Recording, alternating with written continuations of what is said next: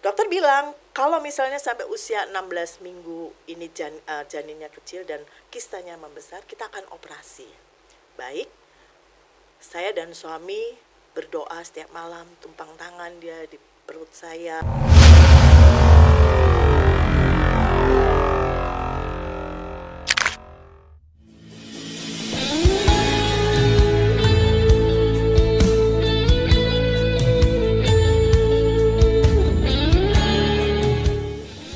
Podcast Kana bersama Pastor Dusia Silaban. Setiap hari Minggu jam 4 sore, Dulos Production mengadakan ibadah minggu di Hotel Haris lantai 5, Mall FX Sudirman, Jakarta Pusat. Setiap hari Minggu aku ada di sana. Bapak Ibu yang berada di wilayah Jakarta dan sekitarnya, mari bergabung. Apa yang Tuhan sudah persatukan tidak boleh diceraikan oleh manusia. Sebab yang dipersatukan oleh Tuhan, mereka bukan lagi dua, tapi satu. Allah membenci perceraian. Selama suami masih hidup, istri terikat. Selama istri masih hidup, suami terikat. Tidak bisa menikah yang kedua kali. Sekalipun terjadi perzinahan, tidak boleh bercerai. Sekalipun terjadi KDRT, tidak boleh bercerai. Pasangan sakit-sakitan, tidak boleh bercerai. Tak kunjung punya keturunan, tidak boleh bercerai. Pasangan mengalami gangguan kejiwaan, tidak boleh bercerai. Pasangan pindah keyakinan, tidak boleh bercerai. Pasangan kembali ke keyakinan yang lama, tidak boleh bercerai. Sampai maut, sampai kematian yang benar-benar menceraikan. Nekat bercerai atau diceraikan, pilihan cuma ada dua. Yang pertama, sendiri seumur hidup. Yang kedua, berdamai dengan pasangan. Mari terus kita dukung Podcast Kana dengan cara membeli kaos-kaos rohani dari kami. Link untuk pembelian kaos-kaos rohani ada di deskripsi. Atau Bapak Ibu bisa menabur di nomor yang tertera di bawah ini. Puji Tuhan, saat ini di studio Podcast Kana sudah hadir Ibu Matilda Batlayar. Matilda Batlayar. Matilda. Wah, ini apa? Nama Ambon ya, Bu ya? Matilda itu dari bahasa Jerman. Hah? Oh, pantas agak susah. Oke. Dan dipanggilnya Ibu Inet. Iya. Oh, Nama jauh. kecil saya. Oh, nama kecil lah ya. Kecil, ya. Kalau kita bahas kayaknya panjang sekali. Baik. Ibu Inet sudah menikah kurang lebih 29 tahun. Benar. Punya 3 anak. 2. 2. Oh iya, ini Dua bukan nubuatan aja. ini ya, 2 ya. 2. Oke. 29 tahun ini waktu yang cukup panjang, pasti banyak cerita ya. Ya. Nah, dulu ketemu dengan Bapak di mana? Ya, ketemunya itu waktu kami sama-sama kuliah di seminari Alkitab ya, di Jogja. Oh, jadi dua-duanya seminari ini. Tapi saya jurusan musik gereja, suami saya jurusan teologi ya. Ketemu di situ aja, kita sudah tahu. Karena kalau latihan paduan suara kan sama-sama, ada beberapa macam mata kuliah yang sama-sama. Iya. Selesai tahun 92, Iya. saya ke Jakarta melayani di sebuah gereja ya, waktu itu sebagai administrasi musik. Nah, terus tahun 94 ketemu sama suami saya ketemu yang lagi sekarang. Iya. Oh. Ketemunya itu karena saya merasa sendiri, nggak punya teman. Nah, kebetulan ada teman yang datang ke sini, dia dari Medan, ada acara apa gitu. Terus dia telepon suami saya, Iya. yang sekarang ini. Lalu akhirnya kita saling berhubungan. Iya. Waktu itu masih sebatas ya kerja, karena ada persekutuan alumni. Oh. Nah, gitu. Cuman saya yang dari musik, dia semua teman-temannya dia, tapi kami kenal semuanya. Dia terpilih sebagai ketua alumni, saya sekretaris. Oke. Ya, kerja sama lah. Oh, gitu. jadi makin Jadi inten nih. Nah, seperti itu. Terus tahun 96 kami menikah. Oh, ini siapa yang duluan menyatakan cinta? Nggak ada. Loh? Nggak ada. Karena ya sebatas kerja, ya kita ya ikutin aja hati gitu ya. Mungkin karena sudah berumur, udah dewasa, Oke. jadi nggak ada tembak-tembakan. Tapi tiba-tiba dia yang bilang begini, gimana ya kalau kita nikah? Lalu Lalu saya kaget tuh, udahlah jangan nikah dulu. Gimana kalau misalnya kita tunangan aja dulu? Ya udah. Oh, berarti ibu juga nyambut Tunangan, ya? ya. Oke. Heeh. Ya udah, karena saya juga apa ya, nggak pasti dengan dia.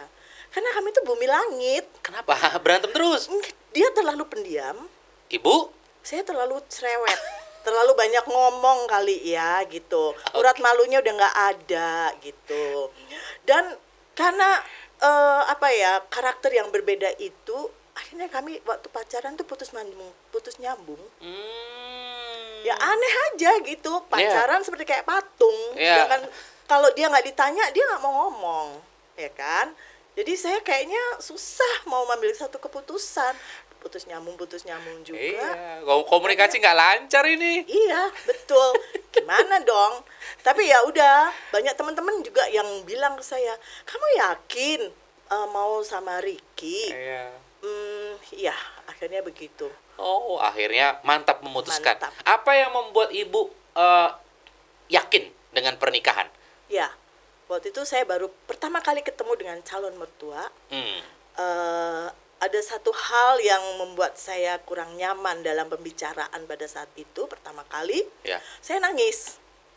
Terus suami saya bilang begini sama saya, apapun yang terjadi, saya tetap ada membela kamu, karena kamu nantinya akan menjadi pasangan saya. Oh. Saya pegang omongan itu. Emang kenapa pada saat itu, ada obrolan apa? Ya adalah pokoknya, namanya juga baru ketemu gitu ya. Dan ibu nangis pada saat itu langsung? Pada saat itu nangis saya. Karena mungkin ya apa ya, kurang nyaman aja di hati perkataan calon mertua saya pada saat itu. Tapi bapak pada saat itu ngebela ya, calon suami ya, bela ya? Ya betul. Wow, Satu hal yang saya pegang omongan dia itu, apapun yang terjadi, saya pasti ada bela kamu, di posisi kamu. Wow. Dan itu dibuktikan sampai hari ini. Wow. Dan itu yang membuat ibu akhirnya yakin. Yakin. Pernikahan berarti tidak ada hambatan pada saat itu ya? Ya boleh dikata begitu. Tidak ada hambatan. Tapi ya namanya kalau mertua sama menantu kan begitu kadang-kadang. Tapi ya dapat kami lewati karena dia ada bersama dengan saya. Wow. Akhirnya dikaruniai 2 anak. Cowok-cowok. Iya. Wow. 1 anugerah. Ya. 2 bonus yang Tuhan kasih. Oh, kenapa? Karena saya pasien PCOS. Jadi ada masalah dengan ovarium saya, hormon. Ya. Jadi apa maksudnya ini? Jadi saya akan sulit punya anak. Maaf ya kalau saya mens itu setahun hanya 2 kali, 1 kali gitu. Jadi mensnya tuh nggak teratur. Oke. Ya, karena ada hormon yang tidak seimbang. Dan ini baru tahu setelah nikah? Sebelum nikah saya udah tahu. Oh, udah tahu. Bapak udah tahu nggak? Udah tahu. Jadi waktu ini mau menikah pun saya bilang loh. Yakin? Kamu yakin? Dan kita ke dokter kan ya. Kan ada pemeriksaan ya sebelum nikah itu. Saya akan susah punya anak. Jadi kalau mau punya anak tergantung nih sperma suami bagaimana. Iya. Ya oke. Saya bilang saya siap kok nggak punya anak. Anak itu berkat Tuhan. Ya kan, nggak harus itu ada anak. Mungkin siapa tahu kita harus ada adopsi, bisa juga. Ya, jadi nggak terlalu penting bagi saya. Penting adalah saya sama kamu, gitu. Berarti memang dari sebelum nikah udah diskusi soal ini ya? Udah. Bahwa ya resiko terbesarnya adalah ya nggak punya anak gitu ya. Iya. Dan suami nggak ada masalah pada saat itu. Nggak ada itu. masalah. Tapi dalam masa-masa kehamilan itu sangat bermasalah. Oh, jadi saya langsung hamil atau gimana, Bu? 4 bulan kosong ya. 4 bulan ya? Dikaruniai hamil. Itu pun karena saya ada masalah hormon, saya kena preeklamsia. Jadi waktu melahirkan anak yang pertama, Dev, itu ketuban saya udah hijau. Hijau? Iya. Badan saya waktu kandungan umur 7 bulan sampai 9 bulan, badan saya itu bengkak. Wow. Bengkak semua. Oke, ya, wah, sampai naik 29 kilo. Oh, ini bahaya ya berarti ya? Bahaya. Resiko kehilangan nyawa? Resiko, ya kalau nggak anak saya yang meninggal. Gitu. Tapi Ibu lanjutkan kehamilan tersebut? Oh ya, lanjutkan ya, bersyukur dapat dokter yang tepat, sama-sama percaya Tuhan. saya dikasih support dengan dia. Akhirnya ya waktu melahirkan anak sudah kalau dibilangnya udah keracunan dengan ketuban yang hijau Ya, itu. dia udah masuk ya. Iya. Itu kehamilan pertama Tuhan buat yang sederhana, yang kayak luar biasa. Iya, iya. Dan pada saat itu kista saya ada kista di dalam, kista juga. lebih besar daripada janinnya. Loh. Ya. Dokter bilang kalau misalnya sampai usia 16 minggu ini janinnya kecil dan kistanya membesar, kita akan operasi. Baik. Saya dan suami berdoa setiap malam, tumpang tangan dia di perut saya, kita bicara, bersyukurlah, nggak ada mengeluh nggak, tapi takut pasti ada, karena ini pengalaman pertama waktu hamil gitu ya. Ya bersyukurnya waktu usia 4 bulan, pas dicek periksa, itu kista nggak ada. Hah? Kita nggak ada. Padahal kan dicek awal-awal ada. Ada. Udah dicek ke dokter. Udah kan taunya di situ. Lah, ya itu Tuhan kan yang bekerja. Itu luar biasa. Itu mujizat yang Tuhan kasih di dalam pernikahan kami. Wow. Gitu. Wow. Dan yang kedua waktu hamil. Berarti kehamilan pertama sampai lahiran berjalan dengan lancar berarti. Dengan lancar. Walaupun banyak. Iya. Jadi anak pertama lahir dengan sehat. Iya. Wow. Nah, hamil kedua saya nggak tahu kalau hamil. Saya waktu itu lagi pelayanan ke Pekalongan. Karena kan berhentinya kereta itu cuma sebentar. Sampai saya tuh lompat dari atas kereta. Hah?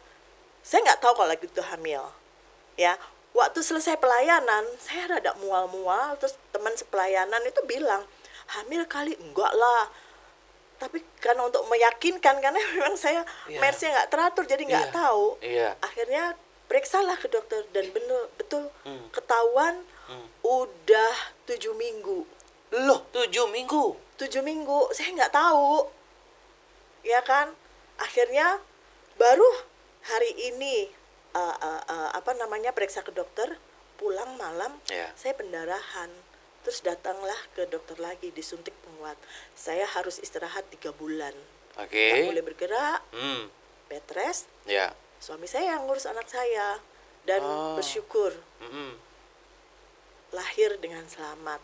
Oke. Jaraknya janin itu jaraknya deketan ya? 3 tahun 4 bulan. Oke.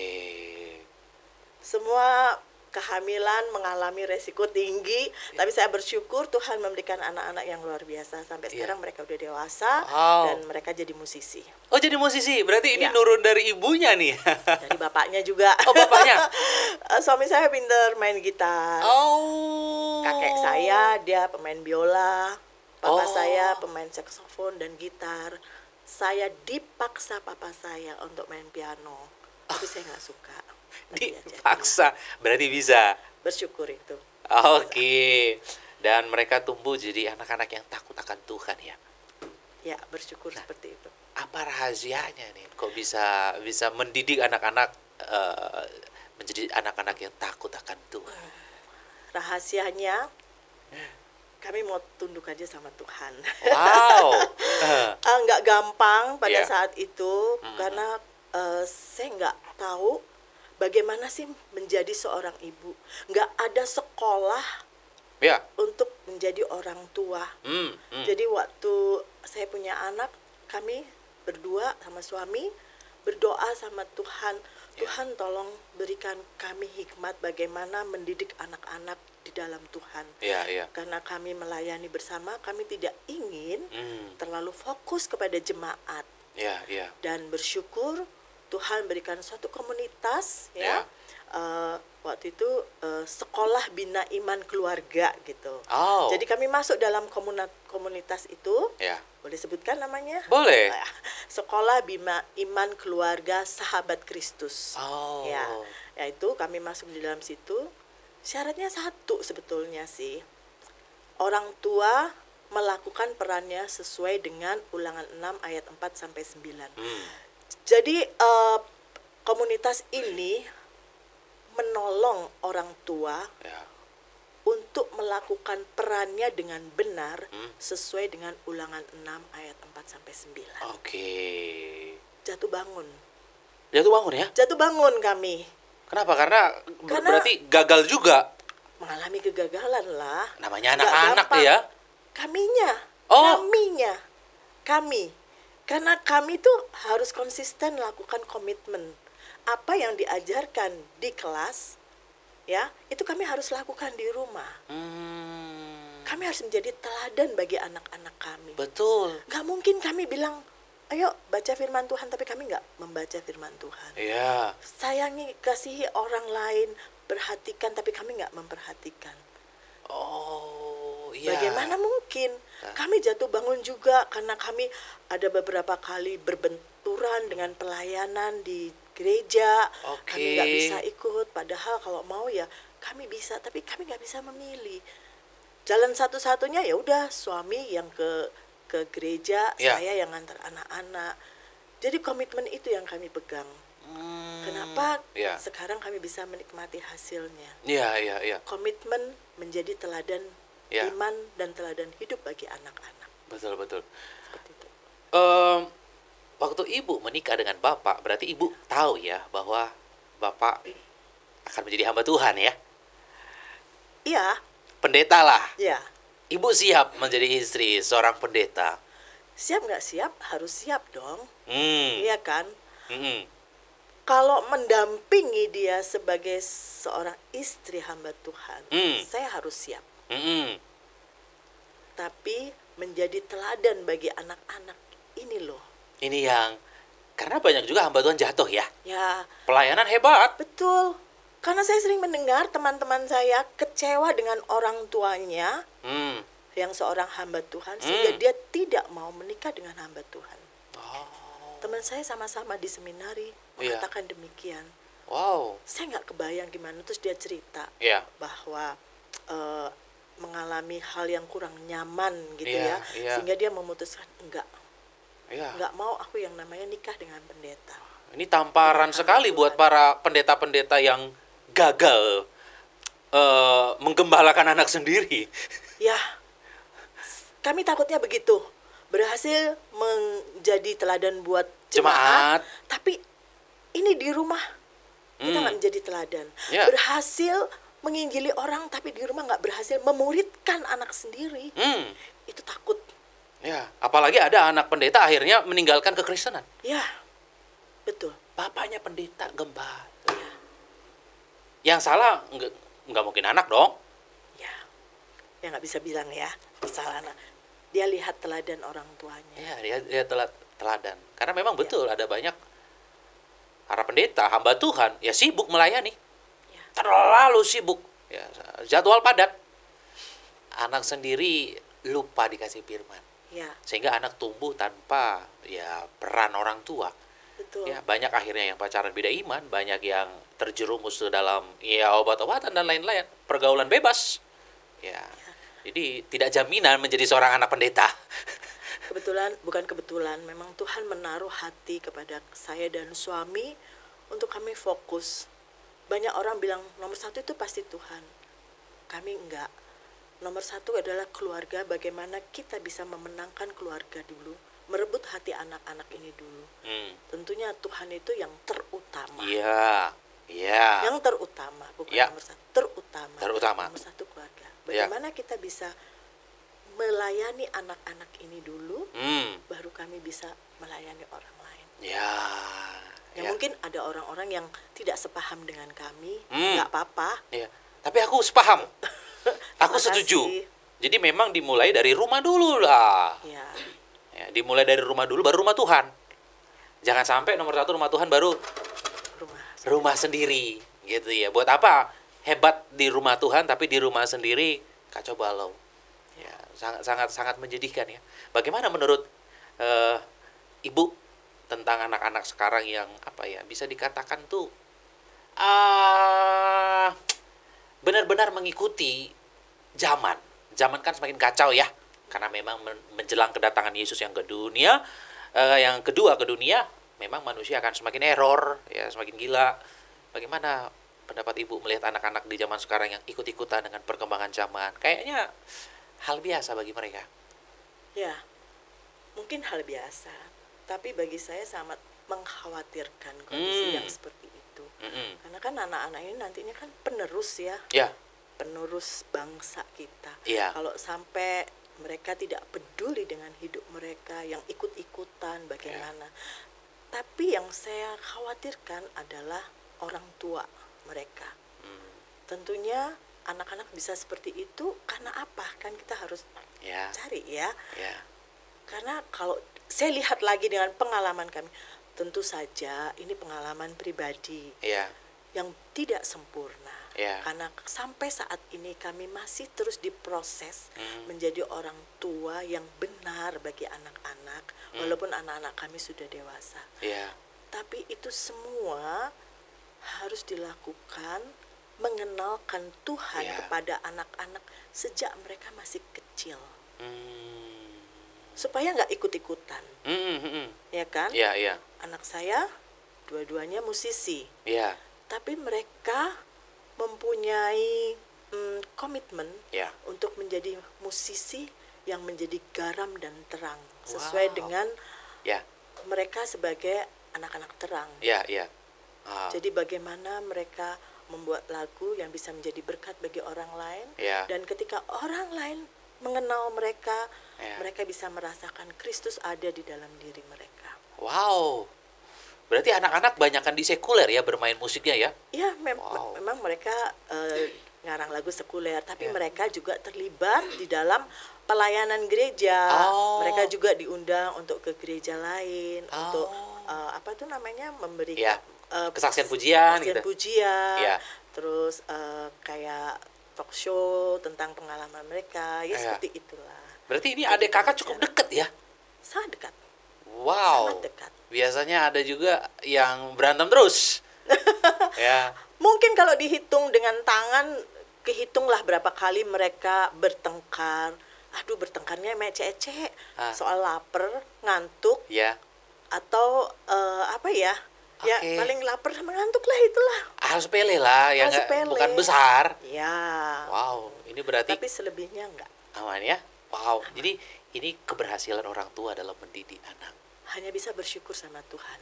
Ya, Karena Tuhan yang sudah memproses kami, ya, Tuhan yang memberikan kemampuan kepada kami untuk melakukan peran kami di dalam keluarga. ya, ya. Hanya itu. Jadi harus seimbang ya pelayanan dan rumah. Betul. Bagaimana ini? Karena kan Bapak kan hamba Tuhan, suami pelayan Tuhan yang harus memang ia harus jenguk jemaat, doakan jemaat. Pada waktu anak-anak masih kecil, di bawah 5 tahun, kami sering bawa-bawa mereka untuk kunjungan ke jemaat, gitu ya, menginjili orang gitu. Tapi setelah mereka 6 tahun, ya yang nomor 1 kelas 1 Ya, SD, ya, yang ini masih TK, ya, ya saya serahkan kepada, bersyukur punya tetangga ya. yang dia beda dengan kami. Oh, Ya, dia berbeda dengan kami, tapi dia mau bilangnya gini, Om, kalau ke gereja anak-anaknya serahin aja ke kami. Kebetulan mereka anak-anaknya udah besar. Dan tuh kami panggil Bude gitu ya. ya, Waktu itu kami tinggal di Sunter waktu itu. ya. Dan itu hubungannya baik sampai hari ini, kayak keluarga.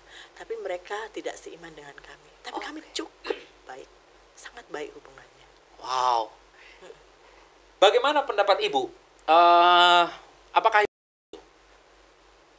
ketika orang tua bercerai itu berpotensi besar merusak anak? Sangat setuju. Itu sangat merusak anak. Karena anak melihat bagaimana, mungkin karena cerai karena KDRT, Ya, kita nggak tahu. ya, Tapi itu sangat-sangat menyakitkan hati anak. Karena anak itu kan membutuhkan sosok seorang ayah, seorang ibu. ya, Mereka menginginkan kasih yang full ya. dari orang tua. Sehingga ketika mereka bercerai, yang dikorban siapa? Anak. Anak. Ya, Sedih. ya. Tapi itu karena akibat apa? Orang tua yang egois, Hmm. tidak memikirkan. Jadi itu sangat menyakitkan, apalagi kalau mereka KDRT mendengar kata-kata yang mungkin Kasar. kata-kata yang mematikan, itu kan membekas ya. Hmm. Hmm. Akibatnya takutnya nanti mereka ketika dewasa takut untuk berumah tangga. Ya. Kalau yang perempuan mungkin, wah lihat bapak gua kayak begitu, gua nggak mau deh. Atau yang perempuan, nggak, gua takut nanti. Ya, ya, ya. Jadi itu pasti membekas buat anak-anak. Wah, ya, ya. Itu makanya say no to divorce. Ya, Apapun yang terjadi, tetap. tetap bertahan. Sekalipun nggak sayang lagi, nggak cinta lagi dalam tekanan, harus bertahan. Karena memang anak-anak berpengaruh dengan apa yang dilakukan oleh orang tua. Orang tua bercerai, anak-anak juga bisa berpotensi bercerai ya. Setuju nggak? Setuju. Saya punya teman yang begitu. Karena dari keluarga yang broken home, dia menikah, akhirnya cerai. Sama. Ya. Bahkan dia menikah 3 kali. Hah? 3 kalinya ini dia cerai. Nggak ada. 3-tiganya cerai semua? Cerai. Oh. Ini nih di luar Tuhan ya. Iya, iya. Kita berbicara, tapi kan itu dampak Iya, dampak. untuk mental dia. Sampai akhirnya dia tidak bisa bagaimana menjadi istri bagi dia, menjadi anak, menjadi orang tua bagi anak. Iya. Dia nggak tahu. Nah, menurut Ibu, apa yang membedakan zaman dulu sama zaman sekarang? Kenapa zaman dulu kayaknya pernikahan tuh awet-awet aja sampai tua? Walaupun dijodohkan juga ya. Iya, dijodohkan gitu, nggak cinta, tapi dijodohkan awet itu sampai maut yang menceraikan. Kayaknya di zaman sekarang tuh baru nikah berapa bulan udah mau minta cerai. Belum punya anak loh. Ya. Udah minta cerai, ada konflik sedikit minta cerai, ancamannya cerai. Ya. Dan memang di zaman sekarang kasus perceraian semakin banyak. Bahkan pendeta pun cerai. Pendeta cerai, udah gitu nikah lagi, aktif lagi khotbah. Aduh. Kayaknya pernikahan sekarang kayaknya emang udah tidak sesuai firman. Itu pun menjadi perenungan kami. Kami kan melayani juga di bidang pasutri di gereja gitu ya. Tapi kami sering ngobrol-ngobrol gitu. Apa ya yang membuat ini? Sepertinya mereka tidak lagi menghormati pernikahan itu. Ya. Bagaimana? Ya. Itu tidak menghormati janji pernikahan. Ya. Itu kayaknya sekedar janji, nggak tahu bahwa itu janji di hadapan Tuhan gitu. Ya. Jadi saya pikir mereka tidak menghormati pernikahan itu sendiri dan mungkin tidak tahu tujuan lu menikah itu apa. Sekarang gampang, seperti kayak orang beli baju, oh gue pakai ini, gue cocok pakai ini deh. Kalau udah nggak cocok, gue tinggalin, gue beli yang baru. Jarang orang yang mau bertahan untuk mempertahankan itu. Ya, saya hanya melihat hal yang seperti itu ya. Apakah karena sudah makin maraknya film-film yang nggak jelas? Bisa jadi. Sehingga ilmu mereka Jadi, makin bertambah dan nggak apa-apa cerai. Nah, mungkin ya seperti itu. Tapi saya melihat kadang-kadang begini. Yang kami layani juga atau teman-teman kami itu ada yang mengatakan sebetulnya gue udah nggak tahan loh hidup sama suami gue. Tapi karena kita kan orang Kristen, nggak boleh nggak boleh bercerai gitu kan. Ya hidup karena ada anak aja dan karena ada peraturan seperti itu. Padahal tidak baik-baik saja. Ya. Dan bagaimana menghadapi anak yang nekat nikah beda iman, bahkan mau meninggalkan kepercayaan kepada Tuhan Yesus? Ini banyak terjadi di lapangan. Akhirnya anak-anak tuh berontak, kawin lari. Dan ada juga keluarga yang akhirnya mengusir dari rumah. Ya artinya kalau kau nikah sama dia dan kau tinggalkan Yesus, keluar dari rumah. Apakah ini sikap yang benar? Tidak benar. Menurut saya, kalau udah seperti itu, ini kan anak sudah dewasa, ya. Orang tua hanya memberikan pengertian, penjelasan, maksudnya menikah itu bagaimana. Dan dasarnya kan firman Tuhan. Kalau kamu menjadi pasangan yang seiman, nggak seiman. Itu yang harus ditanamkan kepada anak-anak. Kami juga begitu, menanamkan hal ini waktu mereka masih kecil. Masih kecil. Misalnya pada saat family altar bersama-sama gitu kita berikan yang namanya pengertian, walaupun mereka masih kecil tapi mereka tahu kok. Hmm. Ya. SD, SMP kami Ya. ngomonginlah hal itu. Ya. Jadi ditanamkan dulu. Ya. Dan itu kalau misalnya mereka tetap mau melakukan hal itu, ya sudah, itu keputusan mereka. Sebagai orang tua, kita doakan aja. Karena mereka udah dewasa, keputusan kan di tangan mereka. Mereka bukan anak kecil Bukan lagi. anak kecil lagi. Kalau sampai akhirnya mereka sudah menikah dengan yang tidak seiman, akhirnya mengalami tidak baik-baik saja dalam keluarganya, mereka akan kembali lagi ke kita. Lalu bagaimana sikap kita?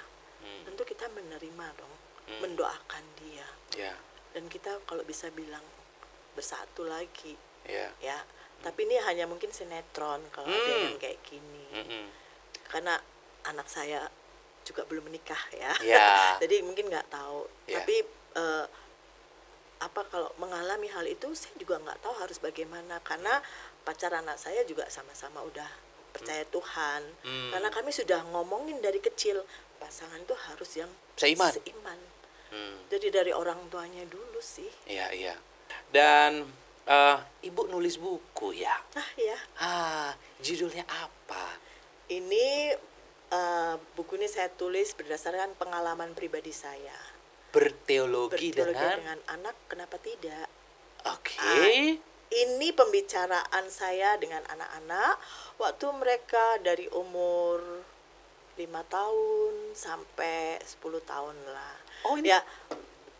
Ini pengalaman pribadi di dalam memuridkan anak-anak saya. memuridkan anak-anak. Ya, bagaimana kami berdua menanamkan karakter Kristus kepada mereka, Oke. memenuhi gudang moral mereka, bagaimana berdasarkan firman Tuhan. Iya. Jadi ini adalah praktek hidup kami di dalam mendidik anak-anak di jalan Tuhan. Wow. Seperti itu. Contoh pembicaraannya apa aja, Bu? Contohnya ya, misalnya ketika anak kami bertanya tentang hari kiamat, itu apa? Terus kemudian bertanya tentang Allah Tritunggal. Itu nggak gampang ya. Dan bersyukur sekali anak-anak saya itu sangat kritis. Dari kecil mereka, karena mungkin kami sering family altar di rumah, ya.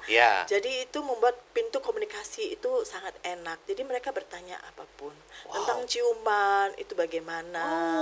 Nah, hal-hal yang seperti itu yang saya tuliskan ya. Ketika bagaimana mereka mengalami rasa ditolak di sekolahan. Anak saya juga pernah dibully di sekolahan. Loh, kenapa? Ya, karena mungkin anak saya kecil ya, imut gitu ya. Dan itu membekas di hati mereka gitu ya. Tapi ya itulah. Terus waktu pulang sekolah, saya nggak terlalu banyak nanya PR apalah apa, enggak. Waktu gonceng di motor, mereka akan cerita pengalaman. Saya paling tanya bagaimana dengan di kelas hari ini. Oh, ya langsung mereka cerita. Oh, teman-teman begini, guru begini. Oh iya, aku tadi mengalami hal ini. Ceritanya seperti itu. Tapi kembali lagi, ujung-ujungnya saya akan hubungkan dengan firman Tuhan. Iya. Gitu. Wow. Ya. Iya. Jadi waktu itu ada satu kasus bagaimana anak saya ini bertamu ke temannya. Terus temannya ini kakaknya udah SMP, waktu ini anak saya SD ya. Tanya tentang Trinitas. Ya. Anak saya dengan bahasa anak-anak waktu itu saya menjelaskan kepada mereka gitu ya. Trinitas itu seperti apa sih? Satu gitu kan ya. Memang kalau kita berbicara tentang telur misalnya, itu ada kuning telur, ada putih telur, ada kulit telur. Tapi mereka semua ini dibilang telur. Ya, itu yang sederhana untuk bahasa anak ini. Dan itulah yang disampaikan kepada kakak temennya itu. Karena dia kan nggak sama-sama, bukan dari iman. Jadi dia mau tahu seperti itu. Hal sederhana. Mungkin penjelasan pada saat itu kurang benar. Tapi saya berusaha untuk memberikan penjelasan dengan bahasa anak-anak yang berumur 8 atau 10 tahun. Iya. Supaya dia ngerti. Supaya kita ngerti. Karena kalau kita berbicara terlalu tinggi nanti dia pusing. Nggak ngerti. Iya. Dan itulah buku ini mahalnya di pengalaman. Ya. Harganya nggak terlalu mahal. Oh ya, Nggak kita bisa terlalu beli di mahal. mana ini, Bu? Oh, bisa DM saya. Oh, DM di ke IG. sosial media Iya, Ibu ya. seperti Oke. itu. Dan saya berpikir berbicara tentang Tuhan itu gampang. Ya. Bukan hal yang muluk-muluk. Melalui percakapan sehari-hari bersama anak-anak kita. Iya, iya. Itu gampang sekali. Betul, betul. Ya, siapa sih yang kalau misalnya mengenalkan anak-anak tentang makanan, siapa ini loh yang menciptakan makanan? Kenapa kita harus menghargai makanan? Ini karena Tuhan yang Ya. sudah memberi. Bagaimana sikap kita ketika orang lain yang tidak bisa makan, kamu Ya. punya makanan, Hmm. ayo dibagi. Iya. Ya, itu tuh kan yang gampang ya, Mm-mm. berbicara tentang Tuhan itu. Iya. Kadang-kadang saya berpikir, aduh gimana ya kalau ngomong tentang Tuhan kepada anak-anak? Ya melalui itu aja. Iya. Terutama sih sebenarnya kuncinya ya. Oke. Saya nggak menganggap bahwa saya ini sudah benar melakukan firman Tuhan. Enggak, jatuh Iya. bangun. Jatuh bangun ya. Iya, betul. Cuman intinya adalah bagaimana kita sebagai orang tua, Ya. kita terus bangun relasi dengan Tuhan. Ya. Kalau kita berelasi dengan Tuhan baik, kita ada waktu untuk saat teduh bersama-sama, Ya. ya, setiap hari. Oh Ya. ya, ini satu hal yang saya ingin berbagi. Oh ya. Saya dengan suami pada saat menikah memutuskan untuk renungan pagi bersama. Oh. Jadi ini tahun ke-29 kami renungan pagi bersama-sama. Setiap pagi. Setiap pagi. Ini komitmen dari awal married. Awal married. Ya. Dulu waktu anak-anak kecil, kami selalu bangun jam 5 pagi Hmm. untuk renungan bersama keluarga. Oh. Suami saya yang memimpin. Setelah itu antar mereka ke sekolah, pulang kami membahas dengan renungan yang sama, tapi kami pribadi berdua melanjutkan. Kalau dari awal kan jam 5 pagi kan suami saya menjelaskan kepada anak-anak yang sesuai dengan bahasa mereka. Dan itu berjalan sampai SMP mereka. Renungan Oke. pagi sama-sama, bangun Iya. jam 5 pagi. Wow. Setelah SMA mereka minta, mau boleh nggak renungan bersama sendiri? Ya udah Oh. kami lepas. Iya. Oke. Tapi satu hal yang saya rasakan ketika Pak Sutri renungan pagi bersama, Ya. itu menolong kami semakin mengerti apa kehendak Tuhan Ya. dalam kehidupan pernikahan kami. Betul. Dan kami makin mengenal satu dengan yang lain. Bondingnya itu semakin dekat. Iya. Dan Nah. keluarga yang model begini susah dimasuki setan. Oh, iya. Susah untuk dirusak. Susah untuk diceraikan. Ada pasti iblis yang mau merusak, Berusaha. Tapi kita bersama-sama, Tuhan ada di pihak kita. Betul ya. Kalau kita sama-sama Ya. menomorsatukan Tuhan Iya. di dalam kehidupan kita. Karena memang salah satu tujuan setan adalah kan menghancurkan keluarga. Menghancurkan, betul. Dan sudah banyak Ya, yang dihancurkan, yang berhasil dirubuhkan. Suami menceraikan istri, istri menceraikan suami, anak-anak nggak tahu udah kemana gitu ya, Iya. karena orang tuanya udah dua-duanya udah menghilang. paling gampang itu ibu. Iya, makanya ini sangat penting dilakukan oleh pasangan suami istri demi menjaga apa ya, kekuatan rumah tangga. Jadi renungan atau bisa disebut ada apa ya, doa ya Ya, di dalam keluarga. Mesbah keluarga. Ada mesbah doa di dalam keluarga. Jadi membuat selain kita makin dekat dengan Tuhan, iman kita makin bertumbuh. ya. Dan biasanya yang terjadi yang saya lihat di keluarga-keluarga itu, kalau nggak ayahnya sendiri bertumbuh, ya mamanya sendiri bertumbuh. Ya. Tapi kita ingat bahwa kita sudah dijadikan satu keluarga, Tuhan menjadikan kita satu keluarga, Tuhan mau seluruh keluarga ini bertumbuh bersama-sama. Ya, betul. Jadi bukan salah satu. Enggak. Ya kan? Jangan sampai suami sibuk cari uang, yang deketin anak-anak ke Tuhan, istri. Enggak juga. Sungguh ya, ini bukan karena kami hamba Tuhan, kami Ya. melakukan ini. Tapi saya melihat dari papa mama saya. Oh. Suami saya juga melihat dari orang tuanya. Kalau Oh. orang tua, papa mertua kan memang hamba Tuhan ya. Oh ya. Kalau papa mama saya kan bukan. Papa saya intel, mama saya Oh. hanya ibu rumah tangga biasa. Tapi ya itu tadi, bagaimana saya melihat papa mama itu bangun pagi, renungan, sampai papa saya meninggal tahun 2017, mereka bangun pagi. Wow. Jadi memang pernikahan ibu dan bapak ini ada percontohan dari pernikahan sebelumnya ya, Ya. dari orang tua ibu dan orang tua suami ya. Jadi masing-masing ini apa ya? Mereka mewariskan sesuatu sehingga pernikahan ibu dan bapak bisa bertahan sampai 29 tahun hari ini. Ya. Dan berhasil mendidik anak-anak takut akan Tuhan. Bersyukur, warisan yang paling penting diwariskan kepada anak-anak adalah warisan iman. Iya, itu sangat mahal. Sangat mahal. Ya, apalagi Prosesnya juga susah. iya, apalagi kan musisi, mereka akan ya tahulah dunia musisi ya, artinya mereka akan ketemu dengan berbagai macam orang, baik yang Kristen maupun bukan, begitu ya. Dan kita ngerti bagaimana hidup ya para musisi. Ada yang nggak bener, walaupun ada yang benar, tapi ada juga yang nggak benar, yang minum, mabok, narkoba dan lain-lain. Ya bersyukur mereka masih di dalam track yang benar. Inilah pengaruh daripada apa ya, keluarga. Jadi memang semua dimulai dari rumah, betul ya Bu ya? Betul, dari rumah semuanya. Hayo orang tua nih, lakukan peran sesuai dengan yang Tuhan mau. Iya. Dimulai dari rumah. Ya. Harus menjadi teladan iman, teladan hidup bagi anak-anak. Iya. Bawa semua. Kepala keluarga, suami harus menjadi imam yang benar kan. Jadi itu akan menolong keluarga ini bisa bertumbuh bersama. Betul. Melayani bersama. Dari kecil kami udah biasa melayani. Kalau suami saya tukar mimbar, khotbah gitu ya. Selesai khotbah, kami berempat nyanyi bersama-sama gitu. Mau dimanapun gitu. Terus kami bawa anak-anak kami untuk pelayanan misi ya ke desa-desa gitu. Kami ingin anak-anak kami mengerti apa yang papa mamanya lakukan untuk Tuhan gitu. Iya. Nggak berharap mereka nantinya jadi hamba Tuhan, enggak.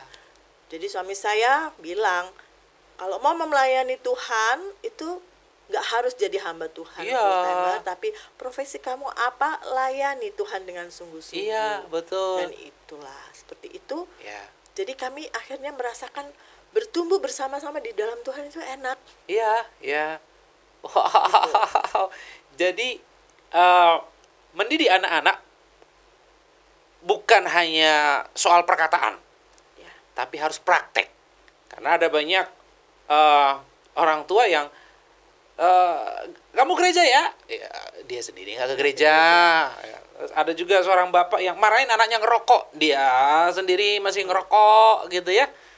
Marahin anaknya yang bandel, lah dia sendiri bandel gitu. Jadi anak-anak itu apa ya, harus melihat praktek teladan dari orang tua, dan itulah yang mereka contoh. Ya. Apa pesan Ibu buat para orang tua di luar sana? Ya, hayo para orang tua, lakukan peran kalian dengan benar seperti yang Tuhan mau dalam Ulangan 6 ayat 4-9. Hayo para suami, lakukan peran kamu juga untuk menjadi suami yang berkenan di hadapan Tuhan. Itu bagaimana? Masing-masing para orang tua melakukan perannya dengan benar, itu pasti akan membawa keluarga untuk bertumbuh bersama, melayani Tuhan. Tentu itu goal yang diinginkan oleh setiap kita, anak-anak Tuhan, bagaimana satu keluarga bisa bertumbuh bersama, melayani Tuhan bersama, dan menjadi keluarga yang menjadi berkat, menjadi garam dan terang buat orang-orang di sekitar kita. Ya memang tidak gampang. Sampai hari ini kami terus masih diproses, tidak sempurna, belum sempurna. Ya. Pemrosesan itu seumur hidup, ya. Tapi kita nikmati aja pemrosesan yang Tuhan berikan kepada kita. Betul. Karena kita melihat janji Tuhan nanti. Iya, merasakan janji itu. Ya. Saya mau hadiahkan ini buat Bapak. Oh, aku terima dengan penuh sukacita. Berharap itu menjadi berkat buat Bapak. Berteologi dengan anak, kenapa tidak?